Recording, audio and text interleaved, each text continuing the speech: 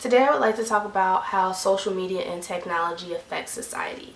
I believe that as often as people use cell phones and the internet and social media sites, they aren't actually aware of how it's affecting them in their conversational lives, how it affects them when they interact with people in different forms. So that's what my presentation will be on today. I would first like to start off by talking about how people just don't handwrite letters to people anymore. I used to love when I would get a letter in the mail from one of my friends and then I could write her back, and that was something that we really enjoyed as kids, and I think it would be great if society could get back to something like that.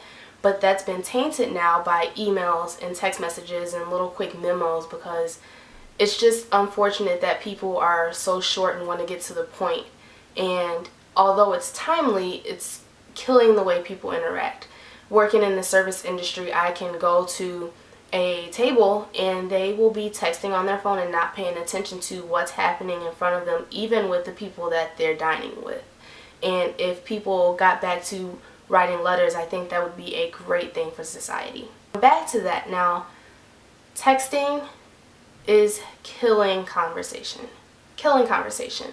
There is no way that a person should go out with a group of friends to enjoy themselves and sit at a table and 12 people are on their cell phones instead of enjoying the company of the people that they came with. And it's unfortunate because a lot of times people don't actually realize this is happening.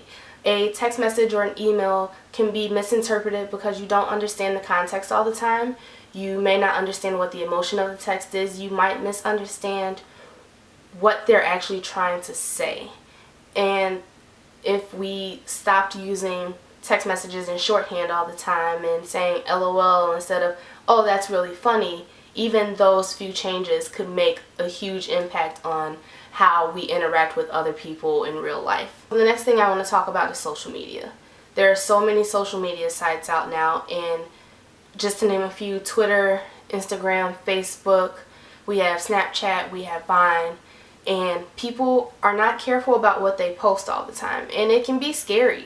A lot of times people don't realize that if you're posting your location and tagging where you are, people can find you, and that's not okay. That's not a safe way to be interacting with people. I can understand that if you are having a good time, you want to say, oh, I'm just with some friends having dinner. That would be a more appropriate post than saying, oh, I'm having dinner at Red Lobster in Champaign, Illinois. It's just not safe. And the other thing is, people are posting pictures and posts that could possibly eliminate them from having better lives in the future. I think that people do not always realize when they are posting inappropriate pictures or videos or quotes. And although you may be able to hit the delete button, those things are not gone. They are out in the internet and out in cyberspace, forever. And it's just not good. You can possibly lose jobs because of a post that you have put up or not get a job. And I think that's something important for me as someone who's about to complete my degree. I want to get a good job, and I don't want someone to look up my Instagram account and say, oh, this girl is out drinking all the time, or this girl is always cussing at somebody. That's not a good look for anybody. It's not a good way to represent yourself, and you should always be conscious of those things. So I really think people should think about the things that they're posting. The last thing that I want to talk about are parasocial relationships. So a parasocial relationship is a relationship where one person is in a relationship with another person, but the other person is unaware. And this oftentimes happens with celebrities, especially on Instagram, especially on Facebook. I can understand why celebrities have them. It's a way to interact with multiple fans that they may not get a chance to necessarily speak to or see all the time. It's a way to connect with them, and I get that. But a lot of times fans are doing crazy things for likes and crazy things for attention.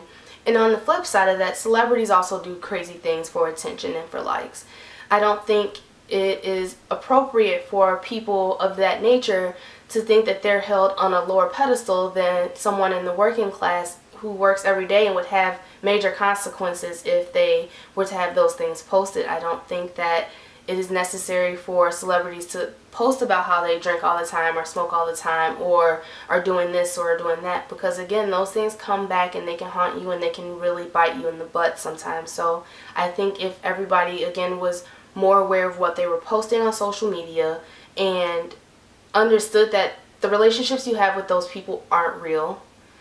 Although it may feel real, they aren't real. And if we change that, that would also hugely increase how we interact with people in real life.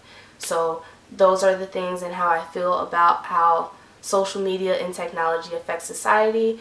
I hope you found this video to be informational. I know it's a very important topic to me, and I think that if people in society as a whole worked on these things, we can make the world a better place.